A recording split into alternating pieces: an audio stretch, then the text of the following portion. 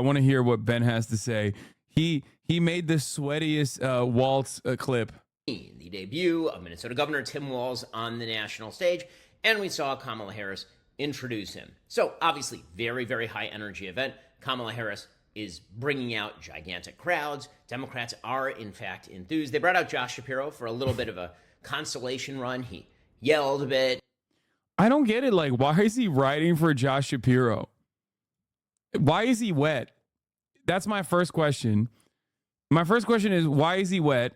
Second question is, oh my God, how much makeup does he normally use? I'm just noticing a lot of lines on his face now when he's not in the regular setting that he's in.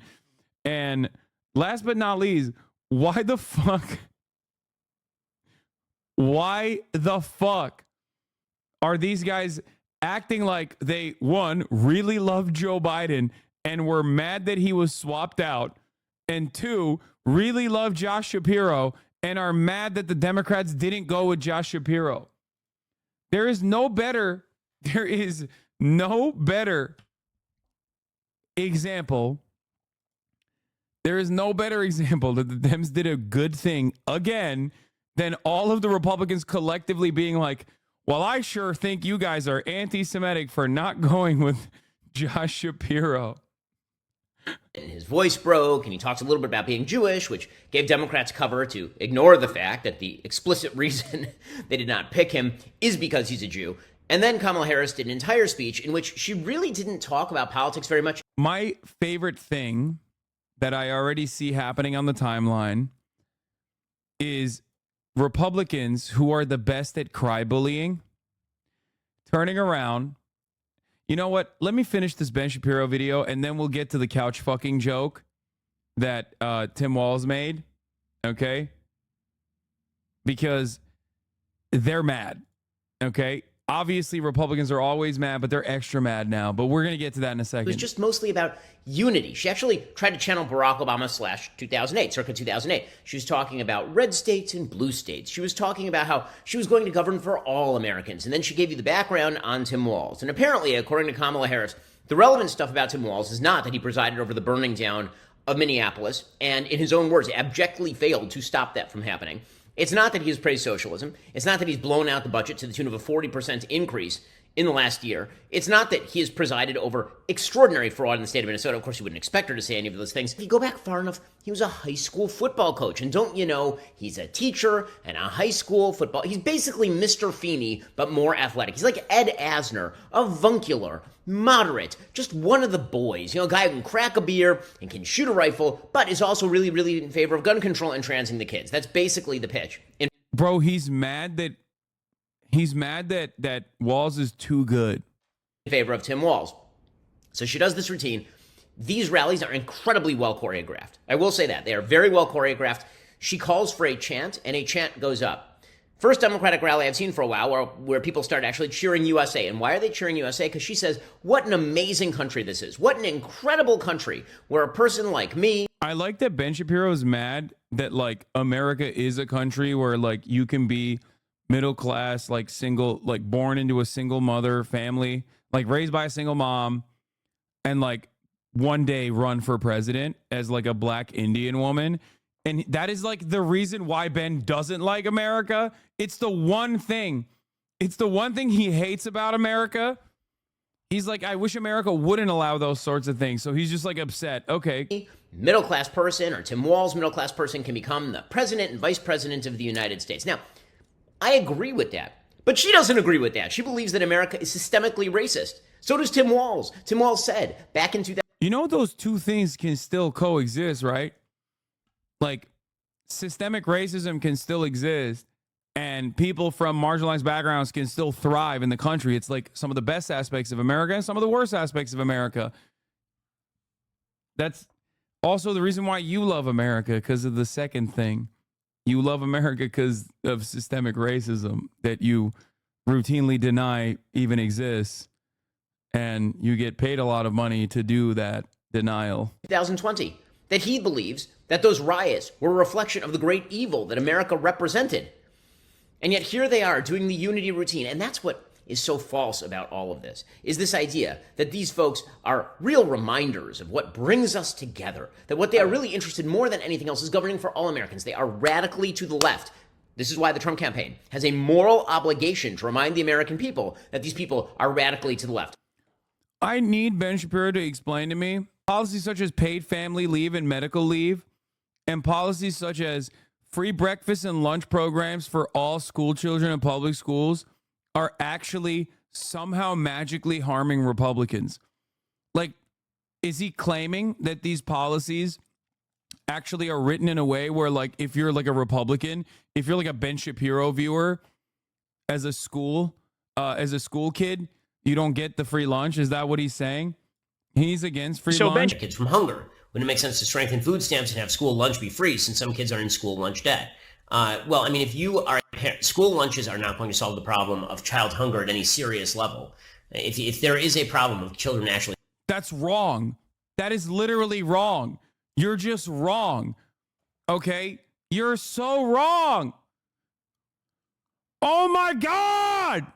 Oh, that's awesome. I love these fucking sociopathic, bloodless monsters genuinely advocate against policies that virtually every Republican in the fucking state are on board with. Starving, that is a child endangerment scenario to which CPS needs to be called. If you're talking about like actual child starvation, the truth is it does not take that much. He's like, yeah, if you're poor, if you're broke as fuck, okay, and you rely on government subsidies of any kind, including but not limited to like having the government take care of 2 fucking meals for your child, then Child Protective Services has to come in and kidnap your child.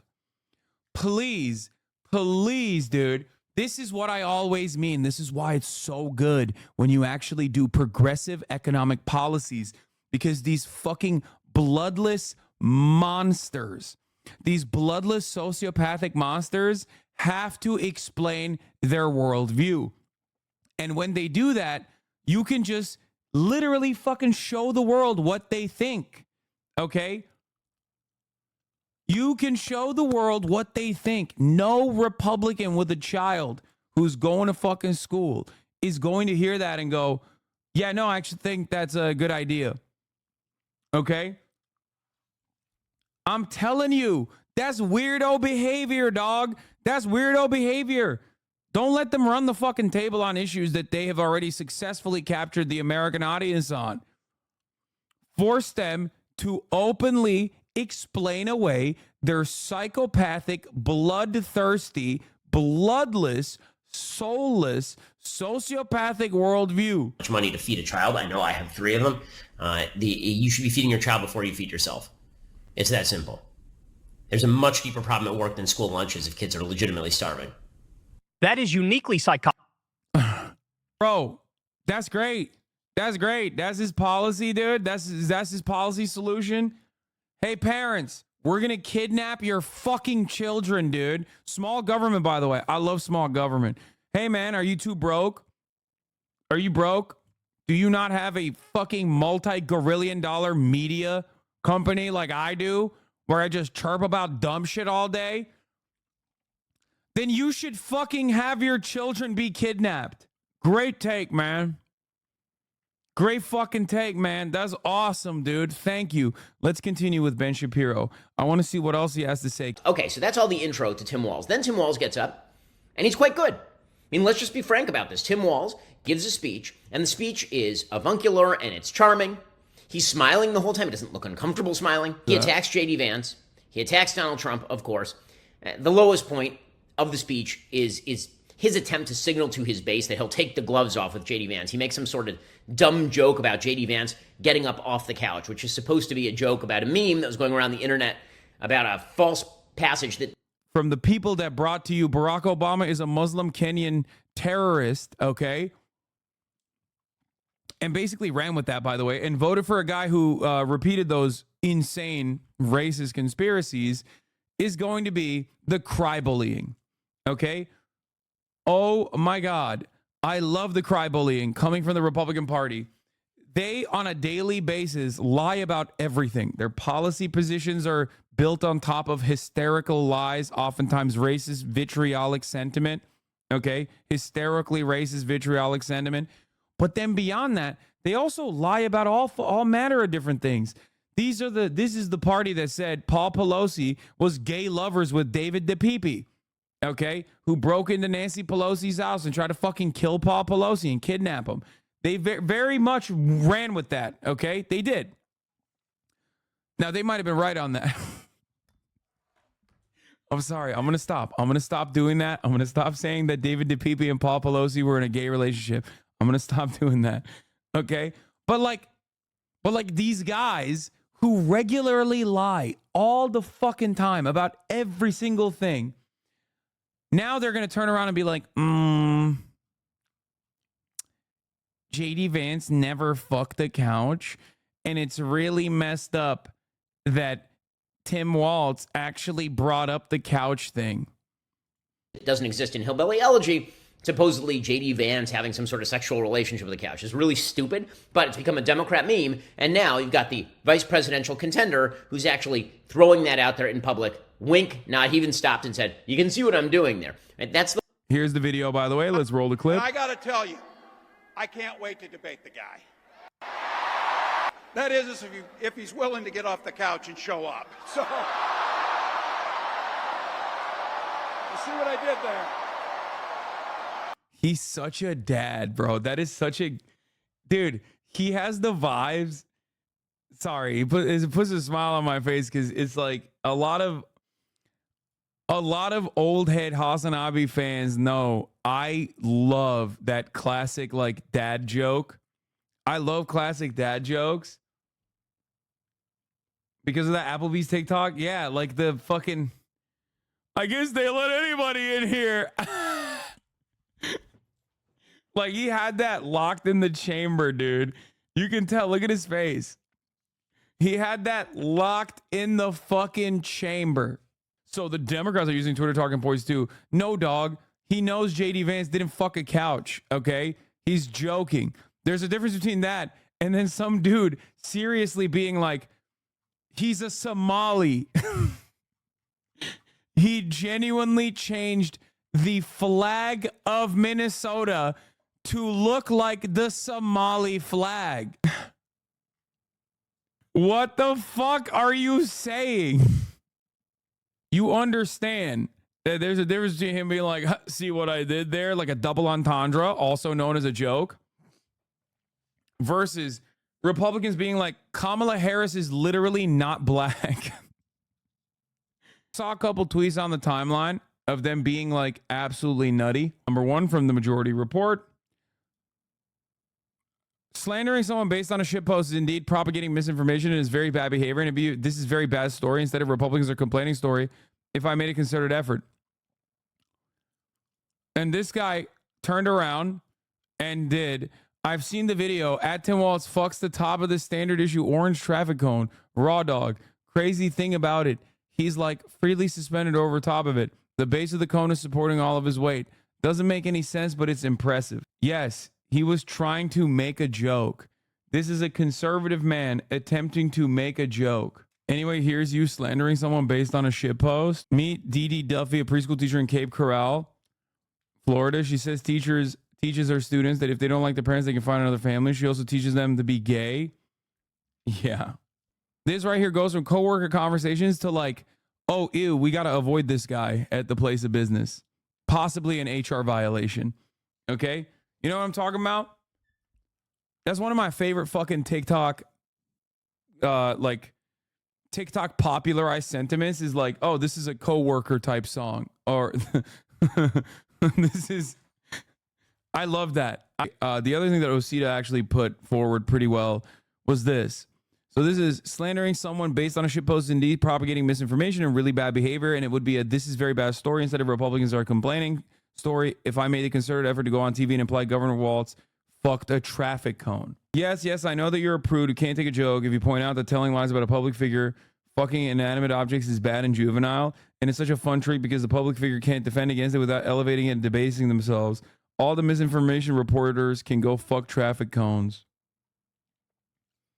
So she said that, and Osita quote tweeted and said, exactly zero interest in hearing from people who spent the last 15 years on TV shows aimed at convincing old people Democrats are going to do Sharia law about this joke. Sorry. I'll be fully willing to reconsider the propriety of the couch joke if it leads to a terrorist attack on Congress as they're trying to certify an election. I'm not unreasonable. The right should be thanking Jesus every single day that the Democratic Party is run by people whose idea of responding in kind to years of fully unhinged and depraved Republican rhetoric and misinformation is a goofy little meme. And the word weird couldn't be me.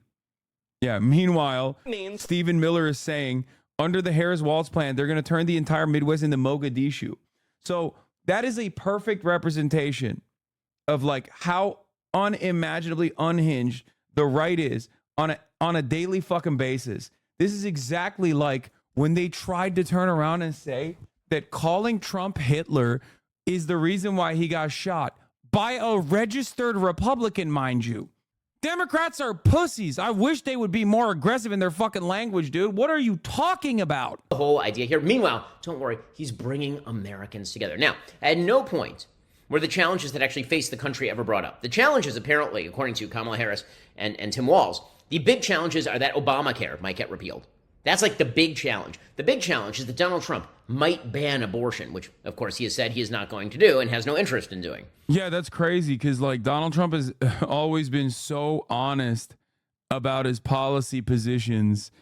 And so is the Republican Party famously, which is why every single Supreme Court of the United States justice appointment that Donald Trump made actively lied to the entire American population.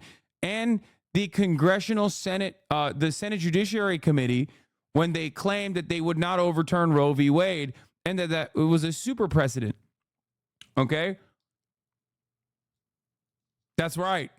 They did that. They lied about that. So why the fuck would anybody ever believe them? Oh my God. At no point was there any talk about fixing the economy. Apparently, the big threat to the economy is the Donald Trump tax cuts, according to Tim Walz. And if those tax cuts were to continue, people might be able to keep more of their own money. And that is a serious, serious problem. Meanwhile, you have Kamala Harris out there. No mention of the fact the Middle East is on. Once again, hit this line every time. Republicans hit this line. I know that I said that, like, this is what the Republicans should be running on actively. When someone asked me, like, how would you advise the Republican Party? And the counter to it is perfect, which is, you want corporations to get more tax cuts? Are you out of your fucking mind? You give the working poor $5 off, and then you let the fucking billionaires run the table. The amount of their like real income that they're being taxed on at the end of the year is like 0.3%. Okay? The average American's real income that is being taxed at the end of the year is like 37%. Okay? It's fucking abysmal how little the wealthy pay taxes. On fire, no mention of foreign policy, no mention of exactly why the Biden administration seems to have taken the side of Iran in the Middle East. None of that, of course. No serious dealing with issues. And that is the theme of this campaign. In the end, that's the theme of this campaign. Ignore everything. Ignore all of the activities of the Biden campaign and the Biden-Harris administration. Ignore all of it. Ignore Tim Walz's tenure as governor. Ignore all of it.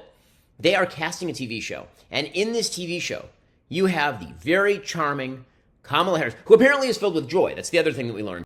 That's another great take. He's seething so hard. He's like actually mad that they look good, that they're telegenic, and that he's stuck with Donald Trump. Okay? That's great, man. Yeah, he's just don't watch it if it's just a TV show, big dog. Here. So you got the words unity and you got a lot of joy. According to Tim Walz, Kamala Harris is not weird. Right? That crazy laughter, that stuff, not weird. That's joy. The weird dancing and the strange motions, that's not weird. That's joy. Okay, give me the clip, chat. Aiden Ross with Donald Trump. Come on. I know you have it. I know you have it dialed in, okay? Remember, Kamala Harris is weird because she laughs a lot and she dances, right? But Donald Trump, on the other hand, very normal. That's why when he went on Aiden Ross's kick stream on the pedophilia platform, the funniest part about this is that, like, Aiden Ross looks exactly like young conservatives now. Like when he put this fit on, he looked exactly like the YAF boys, you know, the Young Americans for Freedom boys that you see. Like the most annoying person at every college campus. Like he turned into that instantly. Joy. And if you don't understand that it's joy, it's because you don't understand joy. Okay, so again, all of this is pablum. It's crap. It's insulting crap for people who actually follow politics. But what I fear is that most Americans do not follow politics. And this is why, once again, it is incumbent on the Trump campaign to remind Americans of who these people are. Nobody has ever heard of Tim Walz. They don't know that he presided over the burning down of Minneapolis. They do not understand that Tim Walz, who had people chanting, "Mind your own business" at this rally, literally forced everyone to close their business in the state of Minnesota during the pandemic. He was one of the worst lockdown governors in America. It's up to Donald Trump and team to remind people of that. The media are not going to do it. It's just odd because he's like seemingly very popular. Like Ben doesn't seem to think so, but like the people in his own state do think that. Like they think he's popular. They like him.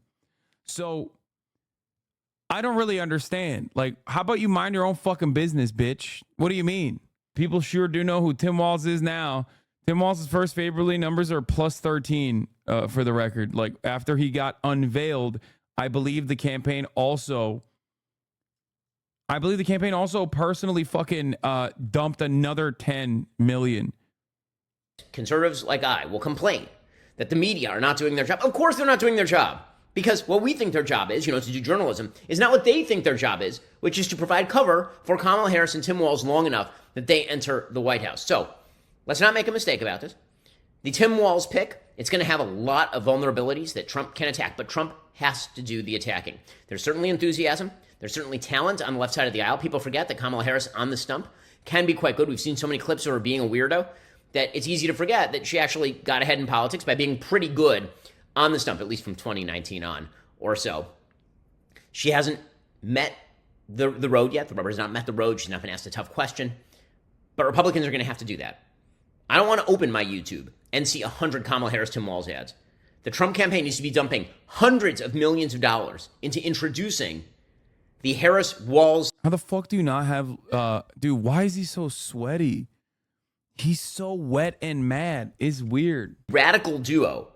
The bail out the rioters from prison candidate and the governor who didn't want to put them in prison in the first place. They need to introduce that team to the American people, because if the only team the American people see is the team that was at that rally, that's very good news for Democrats. Democrats should keep that up. Maybe not the couch fucking jokes all that much, but like the weird narratives and everything like that. They play well. They play real goddamn well, in my opinion. Good. Let them fucking mold. Let them cope. Let them fucking seethe, okay?